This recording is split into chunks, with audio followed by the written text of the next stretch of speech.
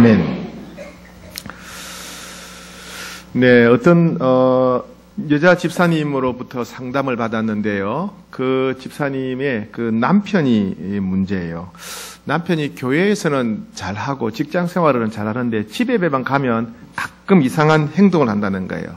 아이들을 끔찍히 사랑하고 좋아하는데 이 먹는 문제만 걸리면 문제가 생긴다는 겁니다. 자기가 좋아하는 반찬이나 뭐가 있는데 이걸 아이들이 다 먹어버렸다. 그럼 막 화를 낸다는 거예요. 심지어 심할 경우는 아이들을 막 때리기도 하고 이렇게 한다는 거예요.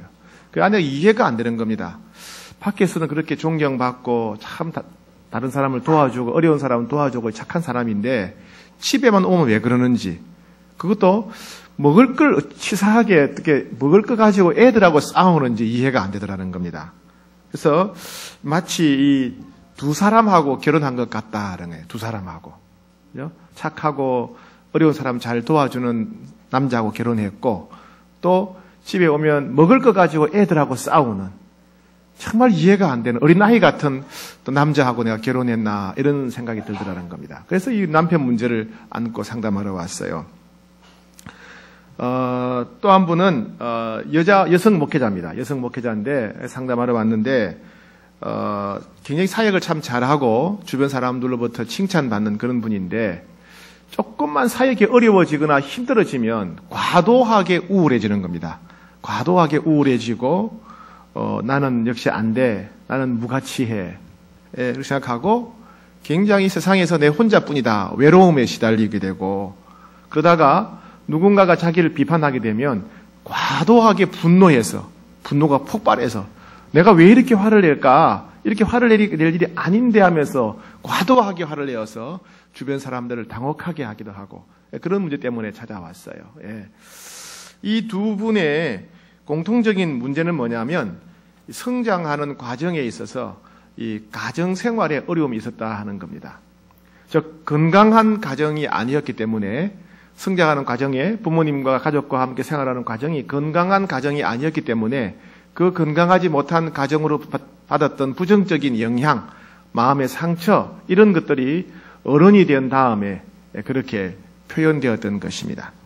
흔히 건강한 가정을 가리켜서 우리는 순기능 가정이라고 하고, 건강하지 못한 가정을 가리켜서 역기능 가정이다 이렇게 말합니다. 건강한 가정, 즉 순기능 가정이 뭡니까? 가정으로서의 본래 역할을 잘하는 가정이라는 거예요. 가족들이 서로 사랑하고 또 서로 믿어주고, 잘하면 칭찬해주고, 어려운 일이 있으면 보듬어주고 격려해주고, 그리고 하고 싶은 말은 솔직하게 잘 전달하고, 내가 말하면 가족들이 그걸 좀 잘 들어주고, 또 어려움이 있으면 가족들이 우리가 함께 이겨내자 싸우고, 이런 건강한 가정을 가리켜서 순기능 가정이다 이렇게 말합니다. 여러분 다 그런 가정에서 살아오셨죠? 제가 그런 표정 보니까 다 그런 가정에 살아오신 것 같아요. 예.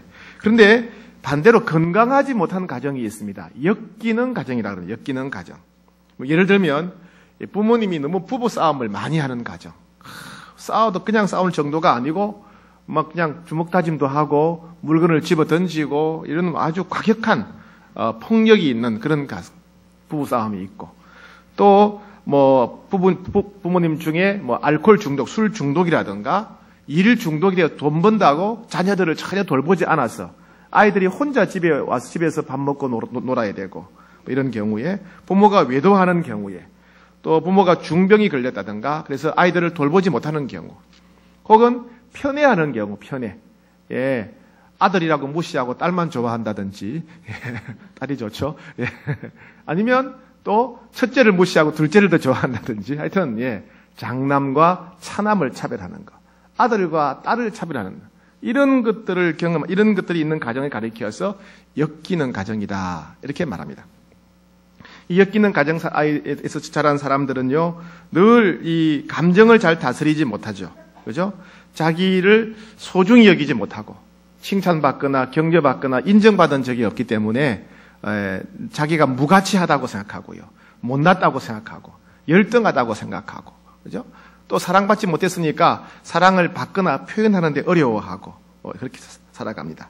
그래서 어릴 때 그런 건강하지 못한 상태로 자란 사람들을 가리켜서 성인 아이다 그럽니다. 성인 아이. 어른인데 어린이의 모습, 아이들의 모습이 있는 겁니다. 왜요?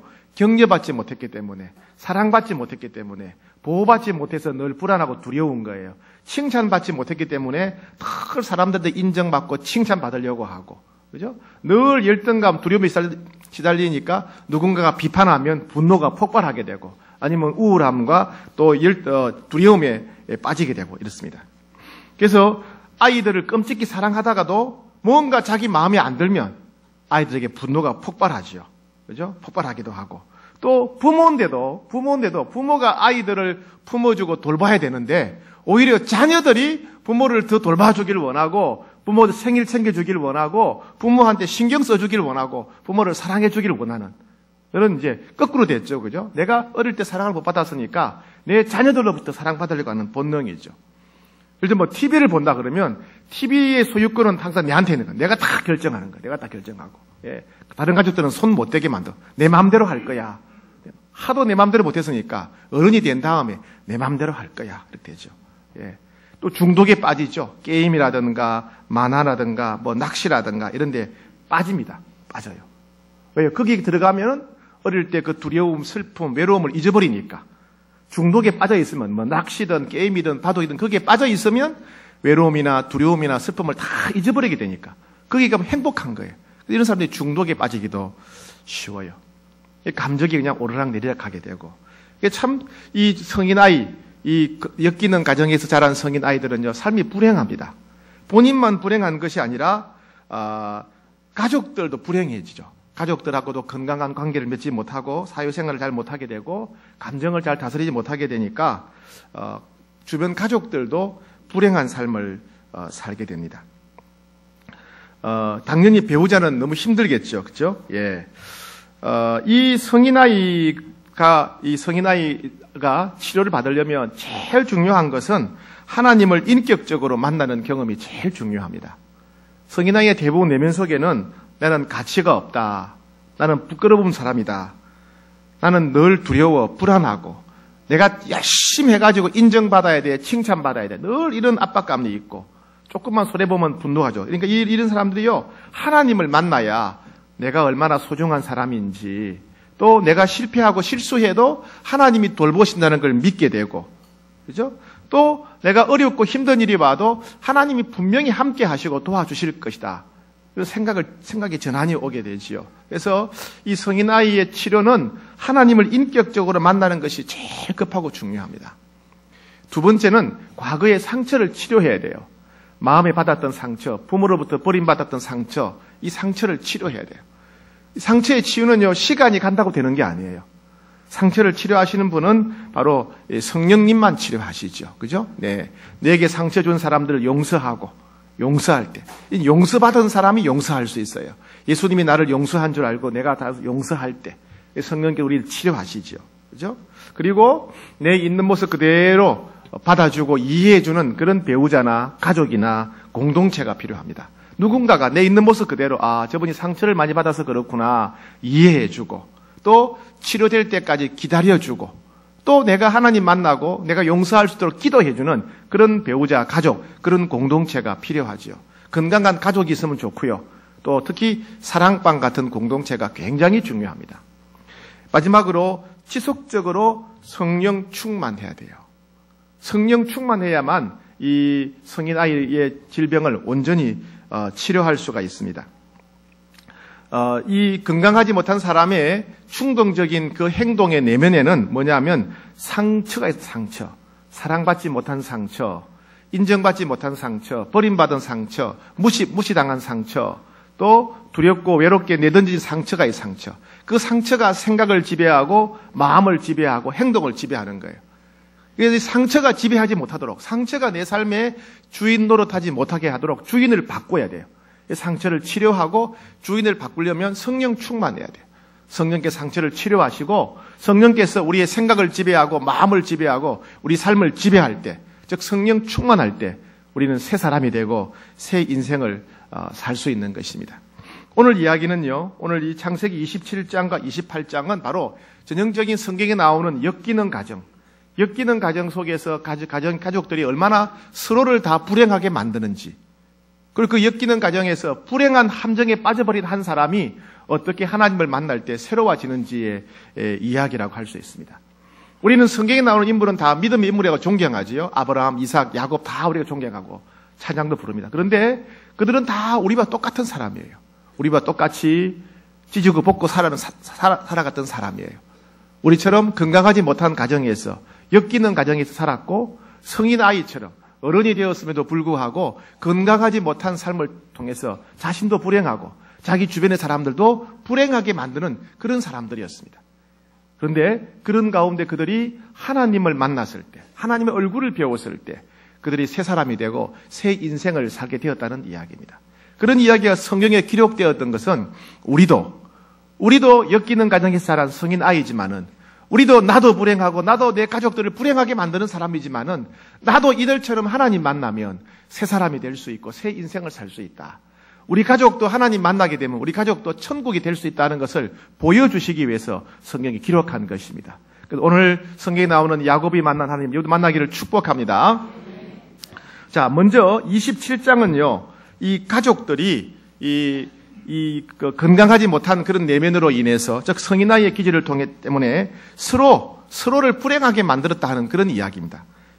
꼬여버렸다는 얘기죠. 이삭의 인생이 망가지고 또 에서 인생이 망가지고 리브가의 인생이 망가지고 야곱의 인생이 망가지고 그 이면에는 다 욕심과 상처가 그 내면 속에 있었다 하는 겁니다.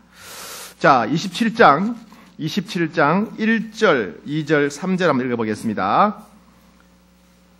4절까지 27장 1절, 2절, 3절, 4절 창세기 27장 1, 2, 3, 4절 시작.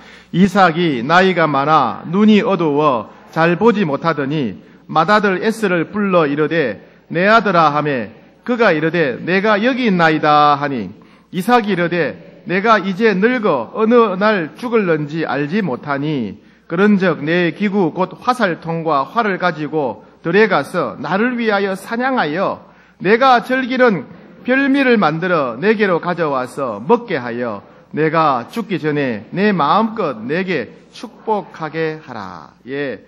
이삭이 점점 나이가 들어갑니다. 아브라함의 아들 이삭이 점점 나이가 들어가니까 이제 눈이 어두워졌어요. 우리처럼 말하면 백내장, 녹내장 이런 게 왔던 모양이에요. 눈이 침침해지고 어두워집니다. 기력이 없어지니까 내가 이제 죽을 때가 되었구나. 그래서 이제 마지막 중요한 일을 하려고 합니다. 그게 뭐냐면 우리식으로 말하면 유언을 남기는 거죠. 근데 이스라엘 사람들은요, 유대인들은 유언보다도 축복 기도를 더 중요하게 여겼어요. 예. 유언보다도. 유언은 그냥 뭐예요?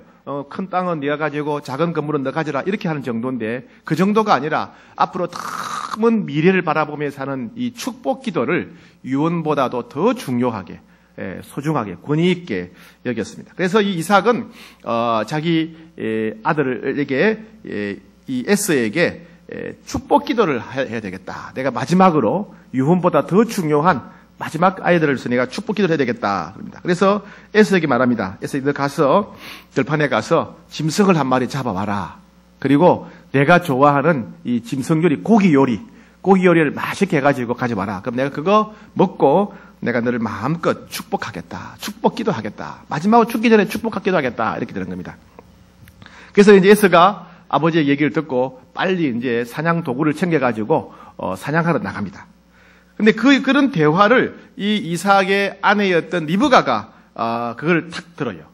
듣고 있습니다. 아마 이걸 들었다는 얘기는 리브가는 오랫동안 이 대화를 기다리고 있었던 것 같습니다. 즉 이삭이 언젠가 에서한테 축복 기도할 텐데 그게 언제일까 그날을 기다리고 있었던 것 같아요. 그래서 늘 이삭과 에서가 함께 있을 때 기회를 노리면서 그들의 대화를 엿듣고 있었습니다. 근데 이제 그날 딱 기다리던 그날이 온 거예요. 드디어 우리 남편 이삭이 축복 기도를 하려고 하는구나. 그래가지고 자기가 좋아하는 둘째 아들 야곱을 불렀어요. 야곱아, 드디어 너희 아버지가 축복 기도를 하시려고 한다. 너희 형 에스한테 하려고 하는데 에스가 그 축복 기도를 받지 못하고 네가 가서 아버지의 축복 기도를 받아야 된다. 그러니까 이 야곱이 두려워하는 거예요. 어떻게 그런 일을 합니까? 아버지가 난 전주를 알 텐데 어떻게 합니까? 못합니다. 그러니까 이 리브가가 아들을 설득합니다. 내가 다 방법이 있다. 설득해서 염소 새끼 2마리를 잡아가지고 아주 아버지가 좋아하는, 남편이 좋아하는 아주 맛있는 고기 요리를 다 준비하고 그 다음에 염소 털 가죽을 팔과 목에다가 갖다 붙이게 만듭니다. 그리고 에스가 평소에 좋아하는 옷을 탁 입혀요. 즉 에스로 가장한 거죠. 그래가지고 이제 들어가서 야곱이 아버지 야곱이 이삭에게 축복 기도를 해달라고 합니다. 아버지, 제가 맏아들 에스입니다. 마음껏 축복해 주십시오. 여기에 고기 요리가 있습니다. 그러니까 아버지가 이제 깜짝 놀라는 거예요. 너 나간 지 얼마 안 됐는데 어떻게 금방 왔느냐. 그러니까 하나님께서 저를 도와주셔서 하나님이 저를 도와주셔서 고기를 짐승을 금방 잡았습니다. 하나님의 이름을 들어서 거짓말을 하죠. 예. 그래가지고 이제 그 에스가 그걸 고기를 먹는데 몸에서 생각 이상한 거예요.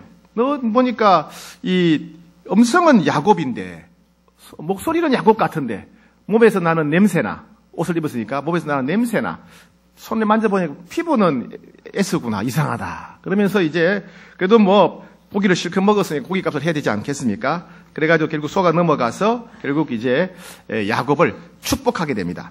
자, 26절부터 한번 보겠습니다. 축복의 내용을 27장 27절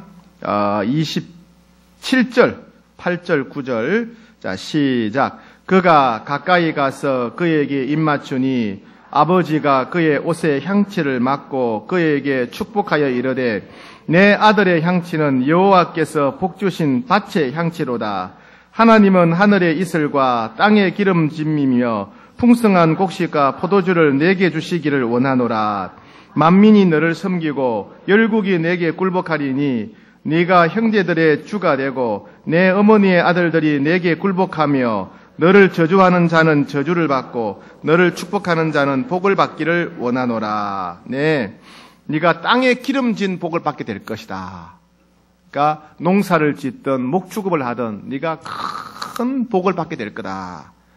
두 번째는 너 때문에 네 주변 사람들이 복을 받게 될 거다.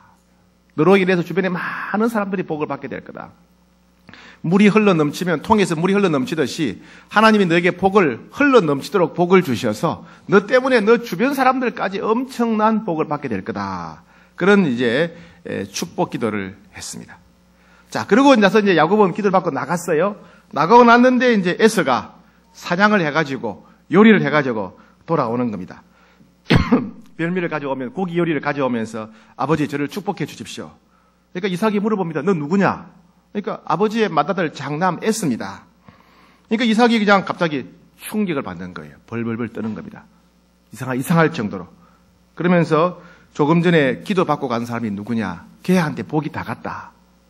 그제서야 이제 에스는 동생 야곱이 자기를 속이고 자기 대신 기도 받았다는 걸 알게 되지요. 옛날에 자기가 사냥 가고 왔을 때 눈배가 너무너무 고플 때 야곱이 팥죽을 주면서 형 이거 먹고 장자권 내한테 팔라고 농담 비슷하게 했던 거 그게 딱 기억이 나는 거예요. 이 녀석이 나를 속여서 장자권을 빼앗아가더니 이번에 축복 기도도 대신 받았구나. 막 분노가 치밀어 오르는 겁니다. 그래서 이제 막 이제 에서가 이제 아버지한테 사정을 하죠. 아버지 울면서 아버지 저도 축복 기도해 주십시오. 아버지 저도 축복해 주십시오. 동생 야곱이 저를 속이고 장자권도 빼앗아갔고 축복 기도도 빼앗아갔습니다. 아버지 저를 기도해 주십시오. 막 울죠. 막 통곡하죠. 그래서 이제 이삭이 기도를 합니다. 자, 39절 40절. 자, 39절 40절 시작. 그 아버지 이삭이 그에게 대답하여 이르되 네 주소는 땅의 기름짐에서 멀고 내리는 하늘 이슬에서 멀 것이며 너는 칼을 믿고 생활하겠고 내 아우를 섬길 것이며 내가 매임을 벗을 때에는 그 멍에를 내 목에서 떨쳐버리리라. 이게 뭐냐면요. 땅의 기름짐에서 멀다, 이슬에서 멀다는 말은 뭐냐면 농사도 잘 못 짓고 목축업도 잘 못하고 가난하게 살게 될 거다 그 말이에요. 너는 가난하게 살게 될 거다. 그 다음에 칼 이게 나오죠. 칼을 믿고 생활하겠고 이 말은 항상 싸우며 살 거다. 항상 싸우면서 항상 전쟁하며 살 거다. 항상 싸우니까 얼마나 위험하고 고달프겠어요. 위험하고 고달픈 인생을 살게 될 거다. 그리고 이제 내 아우를 섬길 것이다. 네가 야곱의 후손들이 너의 후손들을 지배하게 될 거다. 너희는 정복당할 것이다. 좋은 거예요, 나쁜 거예요? 나쁘죠. 너는 가난하게 살 거다. 너는 위험하고 피곤한 인생을 살 거다. 너는 동생 후손들에게 노예가 되어서 수치스럽고 열등하게 살 거다. 이건 뭐 축복이 아니라 저주하는 내용이죠. 그죠? 좀 이상하지 않습니까?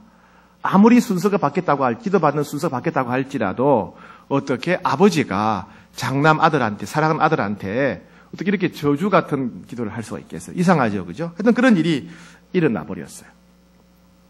자, 이 사건은 우리에게 뭘 보여주냐 하면요. 첫 번째, 이삭이 상당히 문제가 많다는 걸 보여줘요. 이삭이. 이 사건은, 자, 25장 21절 한번 봅시다. 25장 21절. 예. 이렇게 성경을 많이 찾는 이유는 여러분들이 졸까봐, 졸지 말라고 제가 찾는 겁니다. 네. 25장 21절, 시작. 이삭이 그의 아내가 임신하지 못함으로 그를 위하여 여호와께 간구하며 여호와께서 그의 간구를 들으셨으므로 그의 아내 리브가가 임신하였더니, 자, 이삭과 리브가가 결혼했는데 임신을 못했어요. 아기가 안 생기는 거예요. 그랬더니 이삭이 하나님께 간절히 기도했더니 하나님 이삭의 기도를 들으시고 잉태케 하셨다. 그런 사건입니다. 이건 뭘 보여주냐면 이삭이 믿음의 사람이었다 하는 거예요. 이삭은 믿음의 사람이었다. 이삭은 인생에 문제가 생길 때마다 하나님께 기도하고 응답받는 믿음의 사람이었다. 예. 어떤 무슨 일을 만나더라도 자기가 할 수 없는 포기할 수밖에 없는 그런 일을 만나더라도 하나님께 기도하고 응답받는 믿음의 사람이었다. 자, 그 다음에 또 중요한 게 있습니다. 자, 25장 22절, 23절. 시작.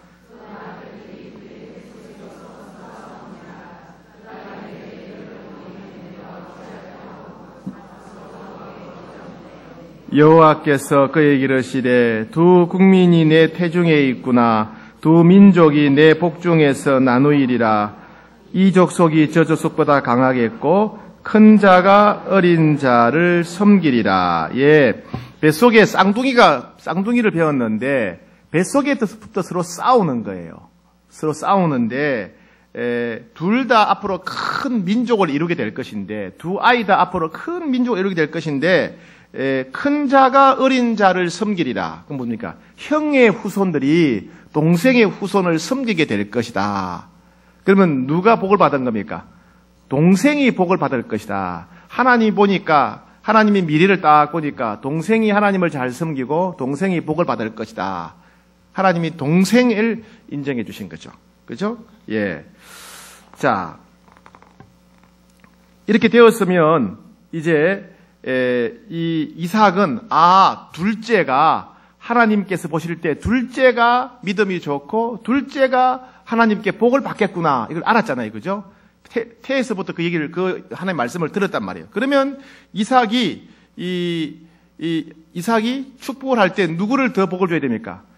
둘째 아들인 야곱에게 복을 주는 것이 하나님 말씀에 순종하는 거예요. 그죠? 하나님의 계시의 말씀에 순종하는 거예요. 그런데 이삭은 욕심이 있었어요. 욕심이. 왜냐하면 에서가 더 좋은 거예요. 에서가 더 좋고 첫째 장남이 좋고 특히 장남이 사냥을 잘해서 장남이 사냥해서 가져오는 그 고기를 요리하는 거, 고기 요리가 좋은 거예요.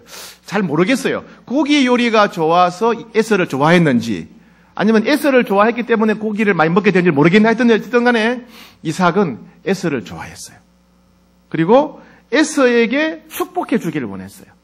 에서가 잘 되면 남은 생에 평생 고기 요리를 잘 해주리라 그렇게 기대했는지도 모르겠습니다. 어쨌든 이삭은요 장남인 에서를 특별히 더 좋아했습니다. 그리고 에서에게 축복해 주기를 원했어요. 그죠? 이건 이삭의 욕심이었고 편애였어요. 편애. 분명히 하나님 말씀을 들었죠. 하나님은 둘째가 하나님께 복을 받은 민족이다라고 분명히 하나님 말씀하셨는데 그 말씀을 무시하고 자기 욕심대로 자기가 좋아하는 에서를 위해서 기도해 주기를 원했던 것입니다. 이게 이삭의 문제였죠. 그런데 막판에 자기는 에서한테 기도해 주려고 애를 썼는데 어떻게 하다 보니까 본의 아니게 야곱에게 축복하는 기도를 하게 된 거예요. 그 순간 딱 깨달았어요. 나는 내 욕심 때문에 내가 좋아하는 첫째 아들, 우리 장남, 우리 큰아들 에스한테 내가 축복하려고 그랬는데 성령께서 이걸 막으시고 하나님의 뜻대로 야곱에게 축복하게 하셨구나. 이걸 깨닫게 되는 거예요. 아, 이건 내 마음대로 하는 게 아니라 이게 하나님의 뜻이구나. 하나님 뜻이구나. 나는 불순종했지만은, 나는 거역했지만은 결국 하나님의 뜻이 이루어지는구나. 그걸 알게 된 거예요.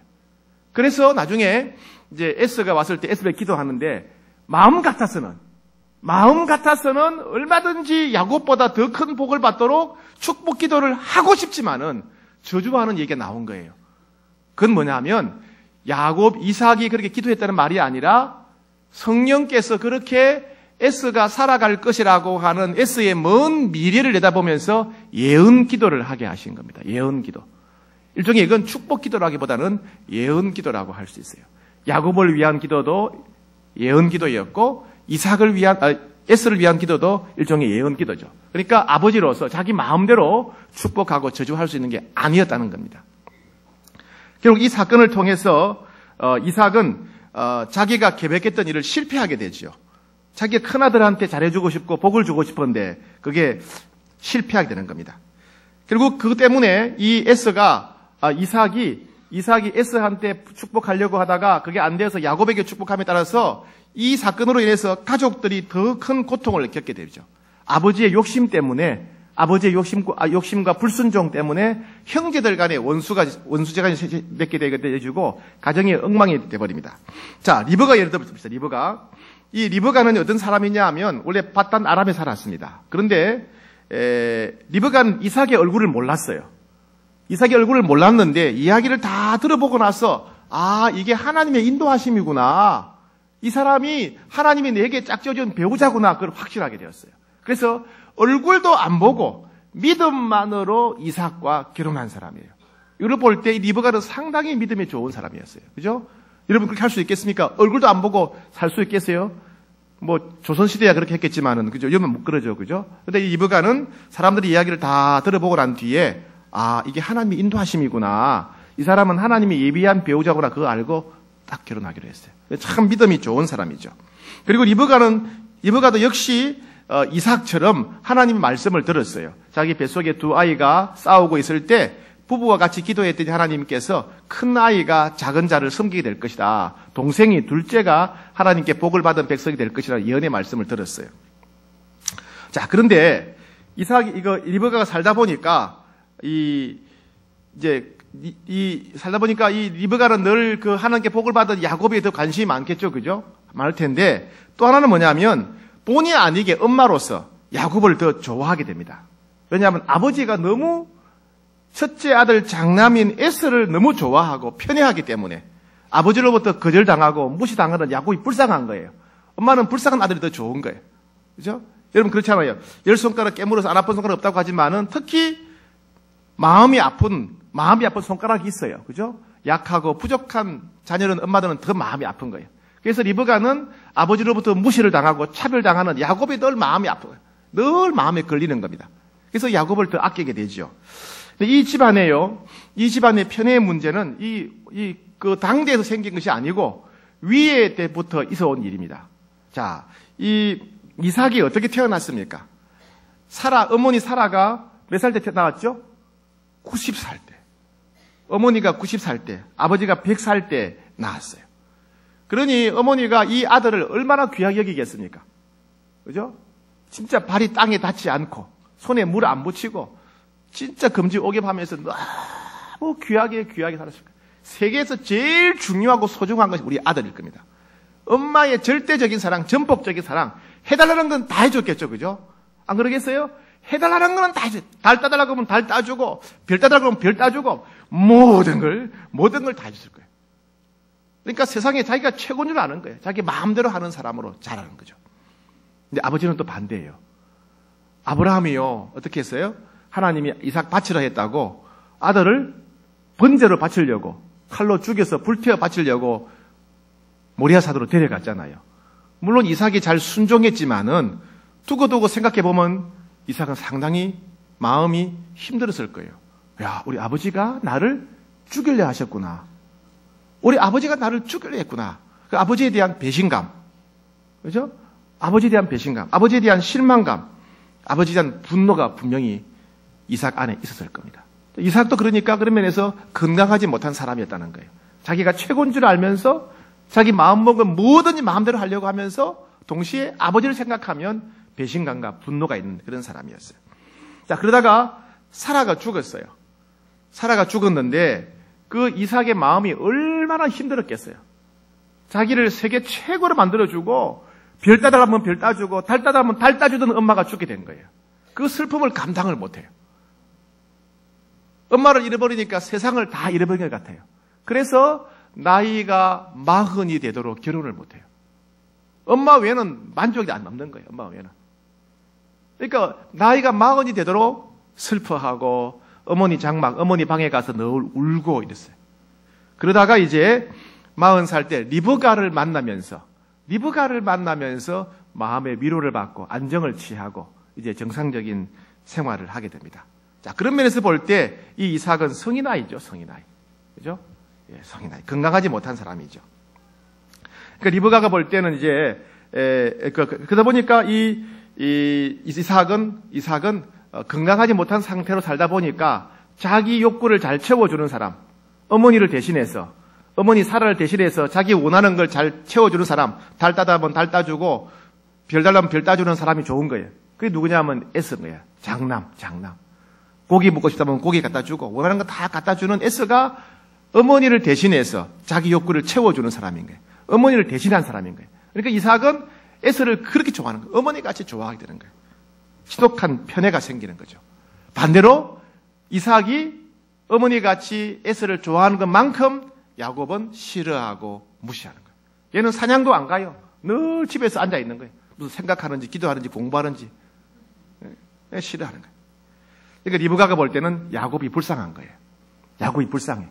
자기 남편이 왜 저렇게 첫째 아들을 좋아하는지 그것도 이해가 안 되고 왜 둘째 아들 저렇게 무시하는지 이해가 안 되는 겁니다.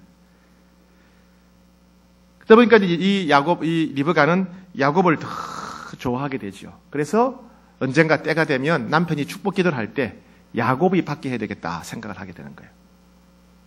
자, 그런데 분명히 하나님은 어릴 때 야곱이 하나님의 복을 받게 되고 야곱이 잘 될 거라는 걸 말씀을 들었어요. 그죠? 그 말씀을 정말 리브가가 믿었다 그러면 끝까지 기다리면 될 텐데 그걸 믿지 못해가지고 남편이 에서한테 축복 기도를 하려고 할 때 거짓말을 해가지고 남편을 속였어. 아들을 속여서 야곱이 복을 받게 하죠. 인간적으로 하나님 말씀을 이루려고 성급한 노력을 했다는 겁니다.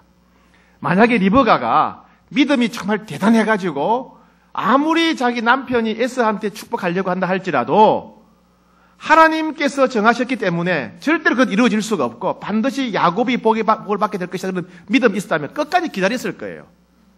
그런데 하나님의 말씀을 믿기는 믿는데 확실하게 믿지 못해서 내가 막아야지 해서 거짓말을 해서라도 야곱이 복을 받도록 만들었다는 겁니다. 그런 면에 볼 때 이 리브가는 결국 견고한 믿음을 갖지 못한 거죠.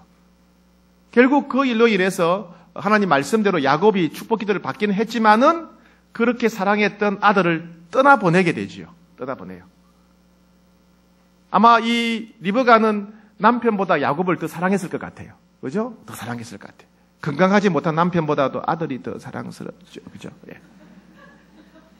그러니까 그렇게 했죠. 예. 남편을 속여서 축복을 받게 하려고 그랬죠. 그런데 그렇게 사랑하는 아들을 떠나보내버려요. 무려 20년 넘게 늘 평생 품에 끼고 살려고 했는데 남편처럼 그 아들을 품에 끼고 살려고 했는데 그 아들이 그냥 떠나버리고 20년 넘게 보지 못하는 겁니다. 여러분 어머니들 우리 아이들 군대 보낼 때 힘들지요. 그죠? 아이고 어떻게 얼마나 우시는지 아이고 그냥 목사님 우리 아들이요 그러면서 우리 막 쏘아지는 거예요. 막. 군대는 사람 잡는 데가 아니고 거기는 잠도 재워주고 밥도 주고 옷도 주는데 막 우는 거예요. 막. 예. 그건 한 20개월 갔다 오는데도 우는 거예요. 20개월 갔다 오는데도 애가 죽으러 가는 것처럼 우는데 밤에도 울고 막 새벽에 다 울고 울었는데 20년 동안 그 아들을 못 봤으니까 얼마나 힘들었겠어요. 그러니까 리브가도 결국 행복하지 못하게 됐어요. 행복하지 못한 거예요. 예. 야곱은요. 야곱은 어떻게 됐을까요? 야곱도 참 불행한 사람이죠. 야곱도 그죠? 예. 야곱도 평생 아버지로부터 인정받지 못하고 사랑받지 못하고 살았어요.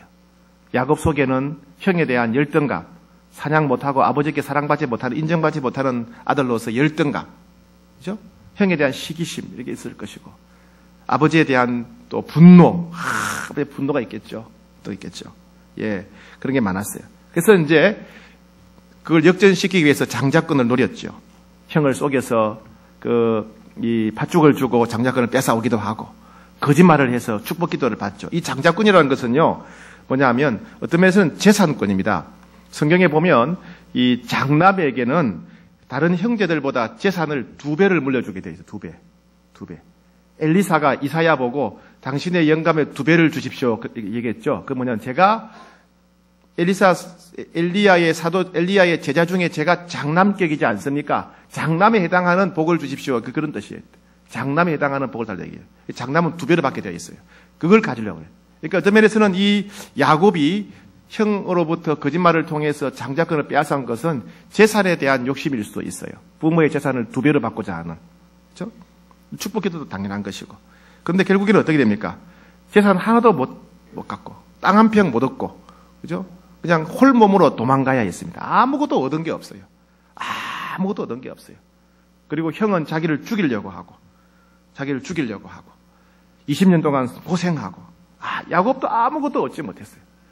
평생 아버지로부터 버림받고 인정받지 못하고 상처받아 자고, 형 앞에서 열등감 누리며 살다가, 열등감에 시달리며 살다가, 쫓겨나서 아무것도 얻지 못한 인생이 야곱의 인생이에요. 이와 같이 이 가정은요, 참 불행한 가정이죠. 예. 에서는 행복했을까요? 에서 입장이 되어 보세요. 동생한테 사기당하고, 그죠? 아버지가 기도해 줬는데 그 기도 내용이 너는 가난하게 살 거다. 너는 고생하며 살 거다. 너는 동생한테 눌리며 살 거다. 그러니까 얼마나 괴롭겠어요. 동생이 얼마나 믿겠어요. 여러분 혹시 누군가를 미워한 적이 있습니까? 별로 없네요. 예.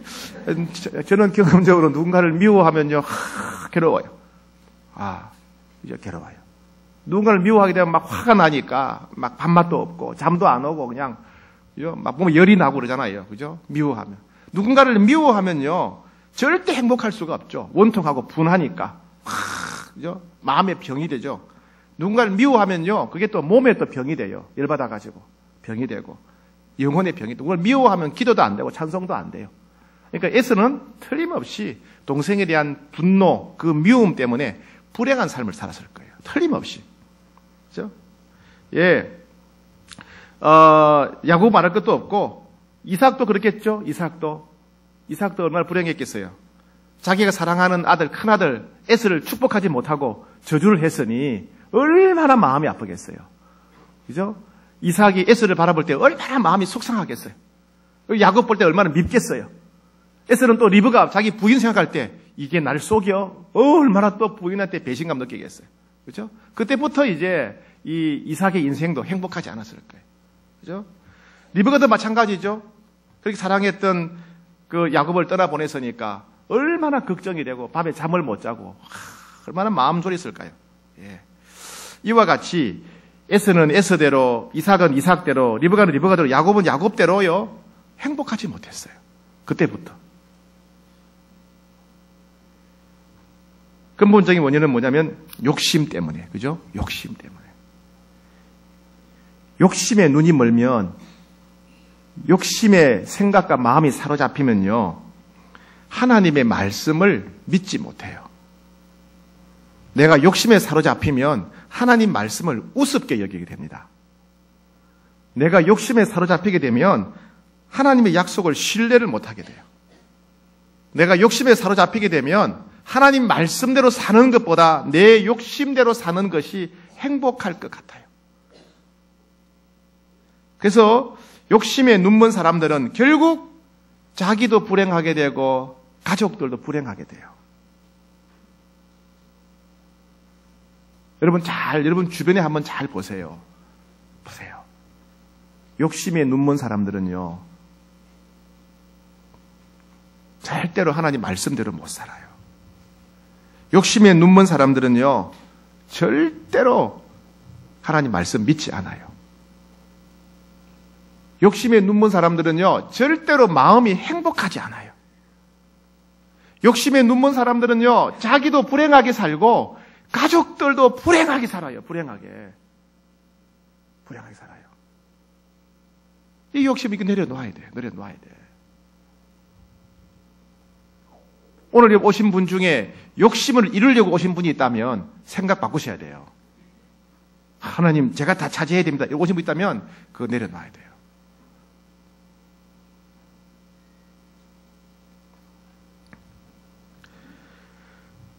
이와 같이 27장은 한없이 꼬여버린 가족의 이야기예요. 그죠? 예, 이삭도 리브가도 에서도 야곱도 아무도 자기 소원 성취한 사람은 없어요. 다 자기 욕심 다 망가져버렸어요. 계획대로 안 돼, 뜻대로 안 되었어요. 그 중에 특별히 누구의 인생이 제일 많이 꼬였습니까? 야곱이죠, 야곱. 왜? 다른 가족들은 집에 있는데 얘는 쫓겨났으니까. 그죠? 예. 가족 4명 다 인생이 망가지고 가족 4명 다 불행하게 되었어요. 다 인생이 꼬였어요. 그런데 제일 심하게 꼬인 사람이 야곱이에요. 장자권을 얻어서 재산 좀 차지하려고 그랬는데 하나도 얻지 못하고 아무것도 받지 못하고 홀몸으로 도망가야 하는 거예요. 도망가야 했어요. 자, 그 내용이 28장입니다. 자, 이 야곱 가족이 살던 곳이 뭐냐면 브엘세바라는 곳이에요. 브엘세바. 이 브엘세바는요, 이스라엘의 최남단에 있는 도시입니다. 흔히 우리 이런 말 하죠. 할라에서 백두까지. 할라는 뭐예요? 제일 남쪽에 있는 제주도에 있고, 백두는 저 북쪽을 말하죠. 우리나라의 최남단과 최북단을 할라에서 백두라 그러죠. 그죠? 이스라엘은 다한에서 브엘세바까지 이릅니다. 다한에서 브엘세바. 다한은 제일 북쪽에 있는 도시. 브엘세바는 제일 남쪽에 있는 도시입니다. 이 브엘세바가 이삭과 에서와 야곱과 리브가가 살던 도시입니다. 이 브엘세바에 있었는데, 이제 형이 자기를 죽이려고 하니까 이 어머니가 리브가가 빼돌립니다. 그래서 자기 친정 오빠가 있는 밧단 아람이라는 곳으로 너 가 있으라. 외삼촌 집에 가 있으라. 외삼촌 집으로 도망을 가게 만드는 거예요. 그래서 이 야곱이 이제 에서의 눈을 피해서 야반 도주를 하게 되는 거예요. 야반 도주.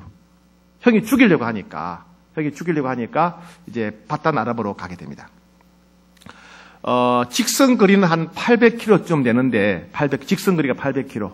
그러나 이게 뭐 길 꼬불꼬불 가다 보면 한 1500km, 2000km쯤 되겠죠.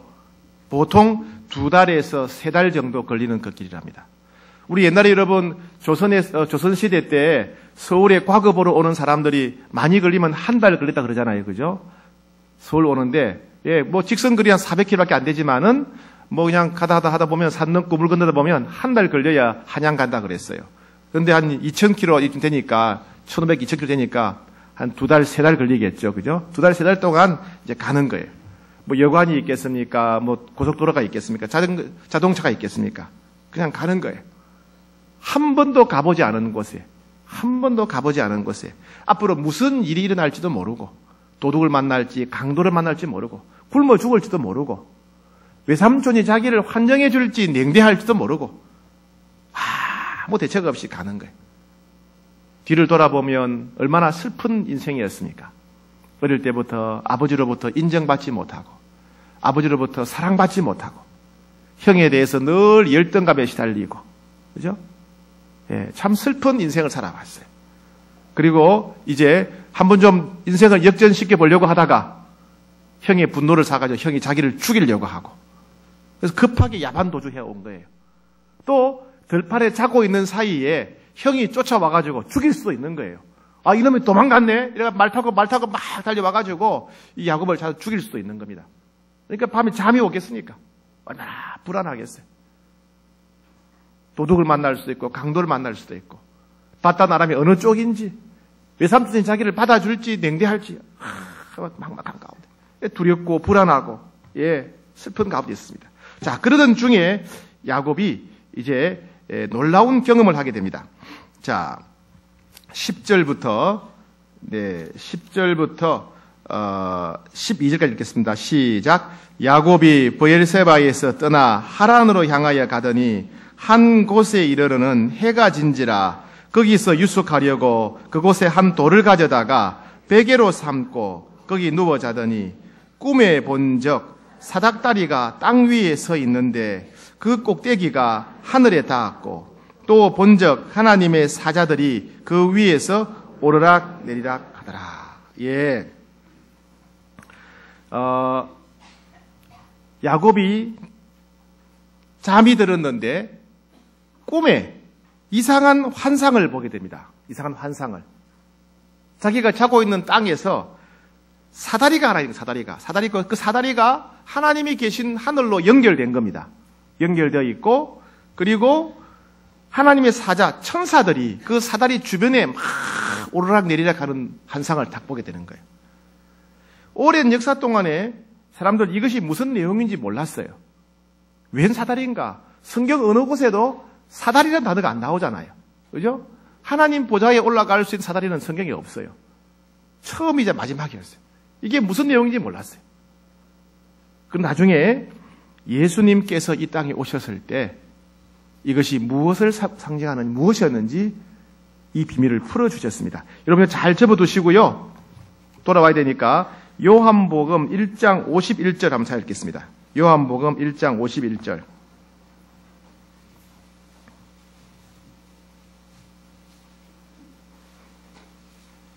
요한복음 1장 51절.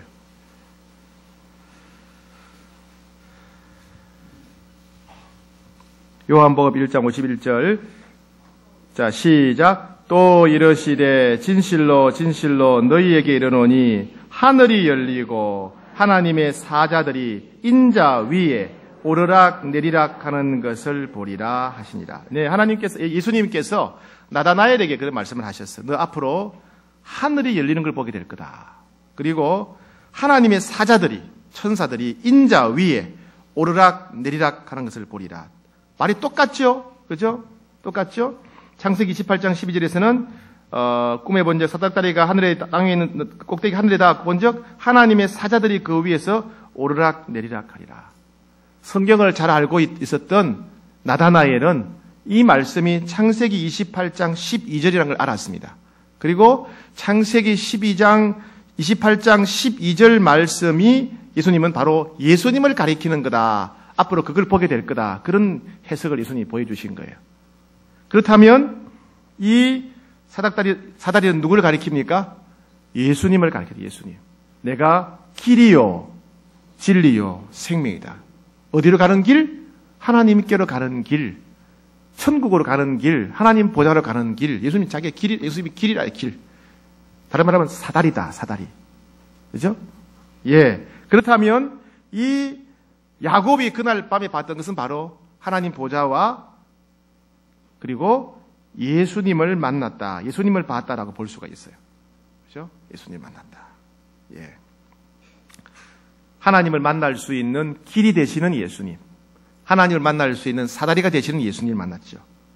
그리고 약속을 하십니다. 자, 창세기 28장 13절 14절에 보면 내가 너에게 땅을 주겠고 후손을 주겠고 복을 주겠다. 합니다. 이거 중요하니까 한번 읽어보겠습니다. 창세기 28장 13절 14절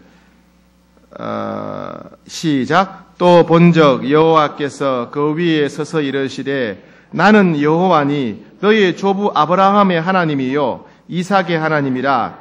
네가 누워있는 땅을 내가 너와 내 자손에게 주리니 내 자손이 땅의 티끌같이 되어 네가 서쪽과 동쪽과 북쪽과 남쪽으로 퍼져갈 것이며 땅의 모든 족속이 너와 내 자손을 말미암아 복을 받으리라.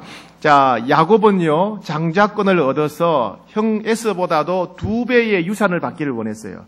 아버지의 땅, 농사 짓고 목축할 수 있는 땅을 차지하기를 원했어요. 그런데 하나님은 그 땅 한 평도 받지 못한 야곱에게, 야곱아 네가 길을 쓰고 예를 쓰고 거짓말해서라도 장자권을 얻어서 땅을 차지하려고 했는데 한 평도 못 받았지 않느냐. 그런데 내가 너에게 땅을 주겠다. 내가 이 땅을 주겠다. 그리고 너의 후손들이 티끌같이 되겠다. 엄청나게 많은 민족을 이루게 하겠다. 너의 후손을 통해서 모든 족속이 열방이 복을 받을 만큼 위대한 복된 민족이 되게 하겠다. 약속이에요. 여러분이 야곱이 하나님께 노력했습니까? 헌금을 많이 했거나 하나님을 섬기는 봉사했습니까? 그런 게 아니죠. 그죠? 재물을 드린 것도 아니고 봉사한 것도 아무것도 없어요. 그런데 하나님께서 야곱을 만나자마자 야곱아, 내가 너에게 많은 땅을 주겠다, 많은 후손을 주겠다, 복을 주겠다 약속하신 거예요. 여러분 이걸 잘 기억하셔야 돼요. 누구든지 하나님을 만나기만 하면 일방적으로 복을 받게 되어 있어요. 세상에는 그렇지 않아요. 세상에는 반드시 주는 게 있어야 받는 게 있어요. 그죠? 세상은 절대로 공짜가 없어요. 투자해야 수입이 있는 거예요. 노력해야 결과가 있어요. 내가 주어야 받아요. 세상은 모든 게 다 원인이 있고 결과가 있어요. 세상은 다 투자가 있어야 돼요. 그런데 하나님께는 그렇지 않아요. 야곱이 아무것도 안 했고 하나님을 만났더니 하나님이 내가 너에게 땅을 주겠다, 후손을 주겠다, 복을 주겠다는 겁니다. 이게 하나님이 놀라운 겁니다. 그러니까 우리는요, 이 하나님을 만나셔야 돼요. 일방적으로 약속하시고 일방적으로 복을 주시는 하나님이 우리 하나님이신 거예요. 우리 하나님은 우리의 조건을 따지지 않아요. 됨됨이를 따지지 않아요. 우리가 하나님을 만나기만 하면 일방적으로 복을 주시고 일방적으로 사랑해 주시고 일방적으로 은혜를 주시는 거예요. 내가 노력하지 않았는데, 내가 힘쓰고 애쓰지 않았는데, 내게 자격이 없는데 하나님 만나기만 하니까 하나님 복을 주시는 거예요. 그 하나님을 만나야 되는 거예요. 그 하나님을. 예. 그 다음에 15절 시작. 내가 너와 함께 있어 네가 어디로 가든지 너를 지키며 너를 이끌어 이 땅으로 돌아오게 할지라.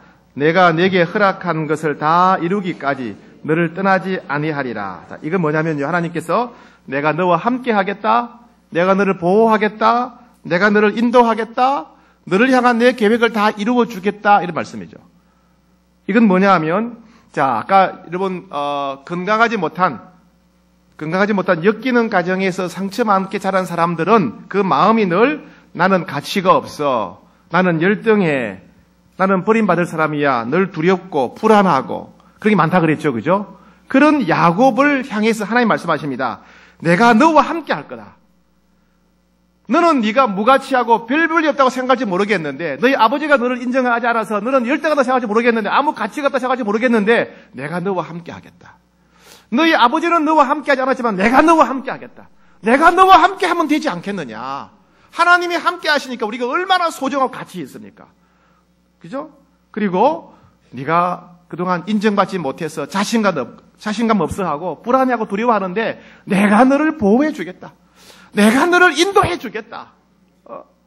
너는 늘 인정받지 못하고 칭찬받지 못했지만은 너를 향한 내 계획을 이루어 주겠다. 이런 겁니다.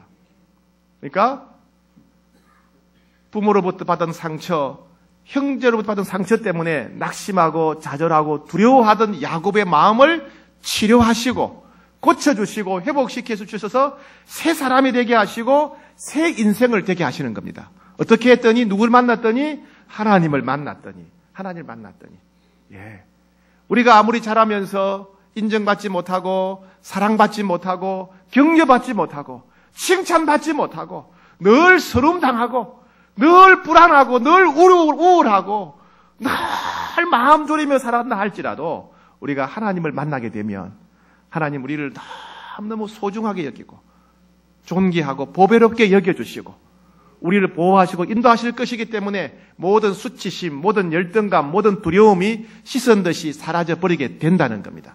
그렇다면 성인 아이가 치료받고 새 사람 되고 새 인생 되는 비결이 어디에 있습니까? 하나님을 만나는 거라는 거예요. 하나님 만나는 거예요. 예. 자, 그랬더니 이제 이 야곱이 어떻게 반응합니까? 자, 야곱이 반응하는 걸 봅시다. 자, 18절부터 22절까지 같이 읽겠습니다. 시작. 야곱이 아침에 일찍 일어나 베개로 삼았던 돌을 가져다가 기둥으로 세우고 그 위에 기름을 붓고 그곳 이름을 베델이라 하였더라. 이 성의 이름은 루스더라.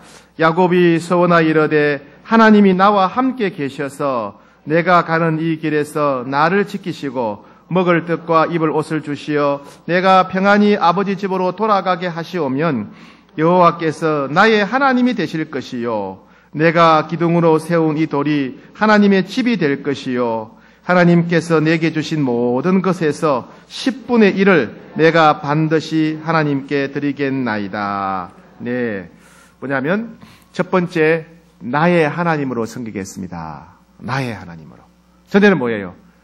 우리 할아버지 아브라함이 만났던 하나님, 우리 아버지 이삭의 하나님, 다른 사람들로부터 이야기 들었던, 교육받았던, 설교 들었던, 간증을 들었던 다른 사람들이 만난 하나님이었어요. 근데 이제는 뭐예요? 내가 만난 하나님, 내가 체험한 하나님, 내가 경험한 하나님, 내게 말씀하신 하나님, 나와 함께 하시고 나를 보호하시고 나를 인도하신 하나님, 나의 하나님을 만나게 되었다. 이제 나의 하나님으로 섬기겠습니다. 이런 고백이에요. 그렇죠? 여러분, 우리도 이런 하나님 만나야 됩니다. 이런 하나님 만나셔야 돼요. 이런 하나님 만나셔야 돼요. 여러분, 이런 하나님 만나셨습니까? 네. 여러분, 지난주에 간증하면서 은혜 많이 받으셨죠? 그죠? 우리 집사님들 간증하실 때 얼마나 은혜가 되었습니까? 네. 그분들의 하나님, 간증할 때는 기쁘고 감동이 됩니다. 이제는 나의 하나님이 돼요. 나의 하나님. 나의 하나님. 병들고 돈 없고 힘들고 두려운 나를 만나주시는 하나님. 그 하나님을 만나셔야 돼요. 그죠? 야곱처럼 여러분, 고난의 때, 고통의 때가 하나님 만날 수 있는 때입니다. 왜요? 내게 하나님이 너무 필요하니까. 하나님이 아시지요. 내가 사람들한테 배신당하고 거절당하고 무시당하고 버림받을 때, 그때가 하나님 만날 수 있을 때입니다. 왜요? 그때가 하나님이 제일 필요한 때이기 때문에.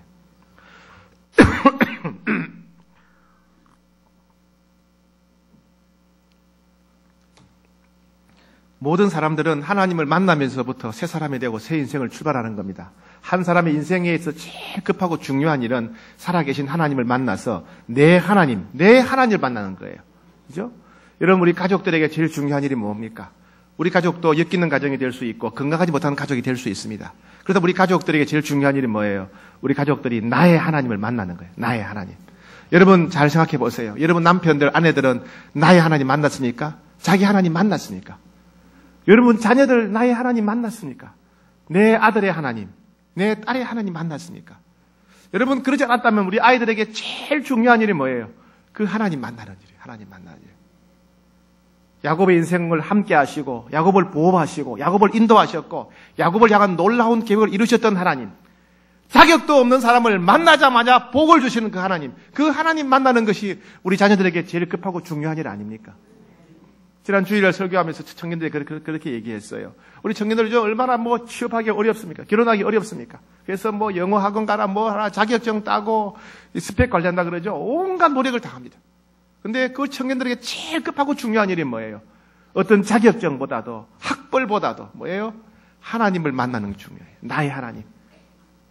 만나자마자 내게 복을 주시고 내 인생을 보호하시고 내 인생을 인도하시고 나를 향한 계획을 가지고 그 계획이 완전히 이루어지도록 역사하시는 그 하나님을 만나는 것이 그 무엇보다 중요하다는 거예요.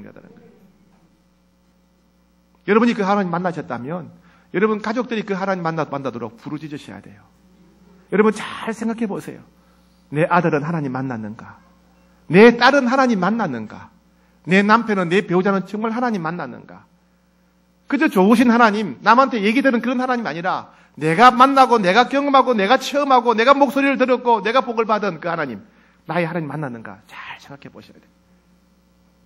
그게 인생이 복을 받는 비결이고 가정이 변화되는 비결입니다.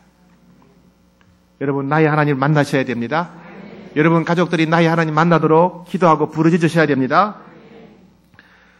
자, 두 번째, 야곱은 하나님을 잘 섬기겠다 결단하지요. 네, 벳엘 이런 말은 하나님의 집이란 말입니다. 하나님 얼굴이란 말이죠. 예, 하나님, 여기서 하나님의 집이란 말이죠. 여기서 하나님을 잘 섬기겠다. 앞으로 제가 하나님을 잘 섬기겠다는 말입니다. 세 번째는요, 11조를 드리겠다 그랬죠. 22절에. 네, 모든 것에서 10분의 1을 내가 반드시 드리겠습니다. 하나님께 제 인생의 이제 주인 되시고 왕이 되셨는데 하나님께서 제 모든 삶의 주인이시고 왕이라는 그 고백을 제가 10분의 1로 드리겠습니다. 제가 앞으로 살아가면서 얻는 모든 복, 그 모든 복을 하나님께서 주셨다라고 믿는 믿음의 표현, 믿음의 고백으로서 제가 10분의 1을 드리겠습니다라는 거죠. 그죠? 예. 결국 어떻게 되었습니까? 야곱은 맨몸으로 갔는데 20년 만에 엄청난 부자가 되었어요. 그죠? 엄청난 부자가 되었어요. 그리고 아내가 4명이죠, 4명. 한 명도 감당 못하는데 4명은 어떻게 감당할까 생각할지 모르겠는데 옛날에는 아내 많은 것이 부의 상징이었어요. 옛날에는. 예, 아내가 4명이었어요. 자녀가 13명. 예, 자녀가 13명. 아들 12, 딸 하나. 예. 그리고 나중에 잃어버렸던 아들 다시 찾고 또 세겜에서 온 가족이 몰살당해서 죽을 뻔했는데 하나님이 지켜주시고 보호해 주시는 경험을 하고 전 세계적인 가뭄에서 사람들이 다 목이 말라 굶어 죽어 가는데 이 가족은 가장 좋은 세계에서 그 당시에 가장 기름진 땅 람셋에 정착하게 되고 하여튼 큰 복을 받게 되지요. 네, 해피엔딩으로 끝났다는 얘기입니다. 그 비결이 무엇입니까? 첫 번째, 하나님을 만났기 때문에. 그죠? 하나님을 만났기 때문에. 그리고 하나님을 섬기고 또 하나님께서 자기 삶을 이끌어 가시고 보호하신다고 복을 주신다는 그 믿음의 표현으로 11조 생활을 잘 했기 때문에 그런 복을 누리게 되었지요. 네. 사랑하는 여러분, 우리는 무엇보다도 하나님을 만나셔야 됩니다. 하나님 만나셔야 돼요. 과거에 한번 만났던 것으로 끝내서는 안 됩니다. 지금 또 만나셔야 돼요. 이 이후로 야곱은 여러 차례 하나님을 만납니다. 어느 목사님이 신학교 교수님이죠. 네, 다른 나라에 강의를 하려 가려고 비행기를 타고 가는데 옆에 어떤 할머니가 한 분 앉아 있어요. 할머니가 묻습니다. 아저씨는 하나님을 만났습니까? 예수님 만났습니까? 묻더라는 거예요. 그래서 제가 신학대학교 교수입니다. 그랬어요. 아니 하나님을 만나셨냐고요? 예수님을 만나셨습니까? 그러니까 제가 목사입니다. 목사예요. 아니 그냥 그 아저씨 직업을 묻는 게 아니고 하나님을 만나셨냐고요? 하나님 만나셨냐고요? 이분이 이제 가슴이 뜨끔해지는 거예요. 내가 성경을 많이 가르치는데 설교도 하는데 내가 하나님을 정말 만났는가? 그 어렴풋 생각하니까 어릴 때 주일학교 교회 다닐 때 주일학교에서 만난 기억이 나는 거예요. 하나님 만났습니다. 언제 만났어요? 그러니까 좀 이렇게 옛날에 주일학교 때 하나님 살아계심을 체험했다고 그래요. 그럼 지금은 안 만나십니까? 지금은 안 만나십니까? 그 말에 대답을 할 수 없더랍니다. 대답을 할 수가 없더라고요. 여러분 우리가 예배도 드리고 직분도 받고 주님을 위해서 봉사도 하고 헌금도 하지만은 하나님이 살아계신 분이라면 지금도 그분을 만나야 되지 않겠습니까? 지금도 만나셔야죠. 애쓰고 힘쓰는 것들 문제가 많지 않습니까? 우리 힘으로 다 노력해봤잖아요. 거짓말도 해봤잖아요. 속이기도 해봤잖아요. 위협하고 협박도 해봤잖아요. 울어도 봤잖아요. 때도 써봤잖아요. 마르고 닳도록 뛰어다녀 봤잖아요. 근데 안 되지 않습니까? 어떻게 된다고요? 하나님 만나셔야 돼요. 하나님 만나셔야 돼요. 혹시 여러분 가운데는 자라올 때, 어릴 때 과거의 상처 때문에 지금도 괴롭고 아프고 그래서 주변 사람들을 따뜻하게 잘 대해주지 못해서 내가 왜 이렇게 살까? 괴로워하는 분들 계시지 않습니까? 하나님 만나셔야 됩니다. 하나님 만나면 새 사람 될 수가 있어요. 혹시 살아오면서 계속해서 실패하고 하는 것마다 실패하고 좌절해서 이제 내가 아무것도 못하겠다 절망하고 포기한 분 계시지 않습니까? 하나님 만나셔야 돼요. 하나님 만나셔야 돼요. 주변 사람들과의 관계가 다 깨어져서 세상에 내 혼자 있다고 나는 모든 사람에게 버림받고 쫓겨났다고 절망한 분 계시지 않습니까? 하나님 만나셔야 돼요. 하나님 만나야 돼요. 앞으로 어떻게 살아가야 될지 미래가 두렵고 답답하고 캄캄한 분 계시지 않습니까? 하나님 만나셔야 돼요. 하나님은 살아계십니다. 살아계시고 사모하는 자를 만나주시고 찾고 찾으면 만나주시겠다. 찾고 찾으면 만나주시겠다 그러셨어요. 우리 남은 인생을 행복하게 사는 비결이 어디 있습니까? 하나님 만나셔야 됩니다. 여러분 모든 욕심 내려놓으시고요. 집착 내려놓으시고 하나님 만나기를 사모하셔야 돼요.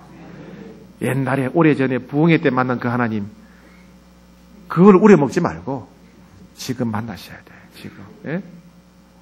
옛날에 다른 사람 간정 듣고 마음이 뜨거웠던 그 하나님 말고 내가 만나야 돼요. 내가 만나셔야 돼요. 하나님께서 저희들에게 부흥회를 하라고 하신 것은 여러분을 만나기 위해서 부르시 부흥하게 하신 거예요. 내가 너희들 좀 만나야 되겠다. 내가 너희들 좀 만나야 되겠다. 너희들이 살아가는 인생이 너무너무 힘들어 보여서 내가 좀 만나야 되겠다. 너희들이 너무 불쌍해서 내가 좀 만나야 되겠다.